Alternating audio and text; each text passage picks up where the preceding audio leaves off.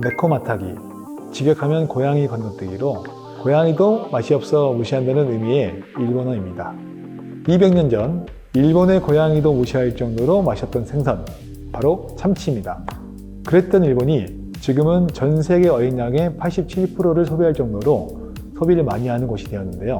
일본에서 무시당하는 참치가 어떻게 일본인이 가장 사랑하는 국민 생선이 되었을까요? 20세기 최고의 발명품이라고 불리는 참치.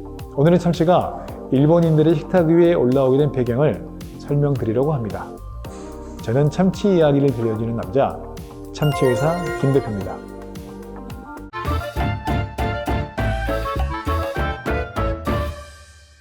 일본에서 참치는 18세기 후반까지 식탁에 오르지 못했던 하급 생선이었습니다. 참치의 부패 속도는 굉장히 빠른데요.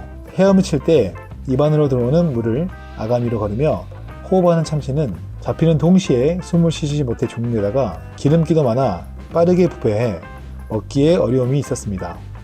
또 참치는 일본어로 마구로라고 부르는데 과거의 지역에 따라 시비라고 부르기도 했습니다. 이때 시비가 일본어로 죽음의 날과 발음이 같아 불길하다는 이유로 더욱 하대받았습니다. 초밥은 일본어로 스시입니다. 스시의 전신은 나레즈시라고 불리는 소금과 쌀로 절여 바로 식힌 보존식에서 출발했습니다. 나레즈시에서 지금의 스시의 모습으로 변화한 것은 19세기 초반 일인데요. 19세기 초 에도 시대 정권의 중심지를 교토에서 에도로 옮기는 과정에서 에도를 중심으로 꾸미기 위해 다양한 직공들과 다이묘 소행원들이 에도로 모여들게 되었습니다. 그리고 이들에게 음식을 제공하기 위해 일본식 포장마차인 야타이가 여기저기 생기기 시작했는데요. 이때 야타이의 메뉴로 스시가 등장하며 스시는 패스트푸드와 같은 역할을 하며 자리를 잡게 되었습니다. 참치는 야타이에서 판매하던 스시의 주 재료 중 하나였습니다. 저렴한 가격으로 판매해야 하는 야타이에서는 인기가 없어 저렴한 참치를 사용하기 시작했는데요. 참치 스시의 모습도 지금과는 많이 달랐습니다. 아직 냉동 기술이 발달하지 못해 참치를 날로 먹는 것이 불가능해 당시의 야타이에서는 참치 등살을 익히거나 식초, 간장 등으로 절여 스시를 만들었습니다. 게다가 지금은 고급 부위로 취급받는 참치 뱃살은 지방 함량이 높아 부패도 빠르고 절임에도 적합하지 않아 스시로 사용하지 않았습니다. 간장과 식초에 절인 참치 초밥은 냉동 기술이 발전한 20세기부터 달라지기 시작했습니다. 1911년 미국의 제너럴 일렉트릭사에서 가정용 냉장고를 최초로 개발한 후 일본에서도 냉장고를 수입해 판매하기 시작했고 1933년에는 히바라우 제작소에서 냉장고를 자체 제작해 판매하며 일본의 상류층을 중심으로 냉장고가 조금씩 보급되기 시작했습니다. 1차 세계대전 이후 일본의 도쿄에서는 이런 일본인의 담백한 식문화에서 기름진 서양의 고기 음식과 중국 음식이 유입되며 참치뱃살은 도쿄 사람들의 독특한 식문화거리로 자리 잡았습니다. 냉장고가 보급되며 참치를 오랫동안 보관할 수 있게 되었고 특히 뱃살 부위 참치초밥은 더 이상 저렴한 음식이 아닌 고급 음식이 되었습니다. 이렇게 20세기 초부터 도쿄를 중심으로 유행하기 시작한 참치는 2차 세계대전을 지나 일본의 경제성장, 냉동기술의 발전, 참치 시장의 확대가 맞물리며 전국적으로 유행하게 됩니다. 연안에서 근해로, 근해에서 원양으로 1950년대에 일본 수산청에서 원양어업을 장려하면 내건 슬로건입니다. 수산청은 연안어업을 제한하고 원양어업을 적극 장려하며 특히 참치어업을 장려했습니다. 덕분에 일본의 참치 여행량은 1963년 53만 3천 톤까지 증가하게 되었습니다. 왜 일본은 참치어업을 적극 장려하기 시작했을까요?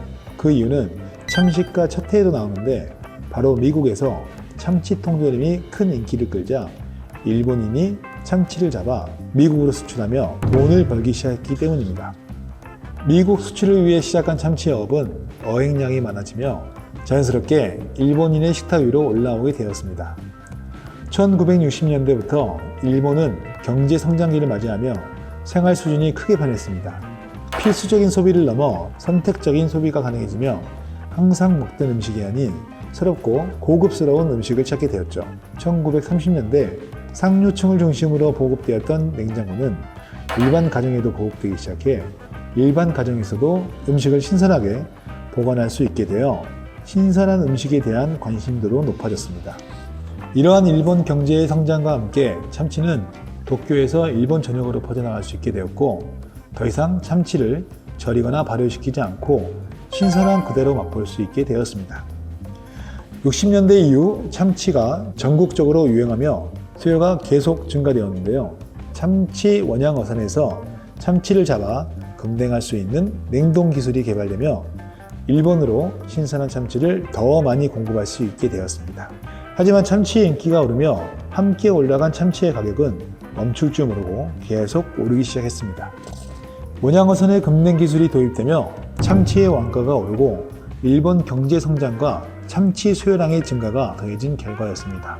참치의 가격을 낮추기 위해선 더 많은 참치를 공급하기 위해 해외에서 참치를 수입하는 상황이 된 것입니다. 1972년 드디어 참치가 하늘을 날았습니다. 참치가 하늘을 날다니 무슨 말일까요?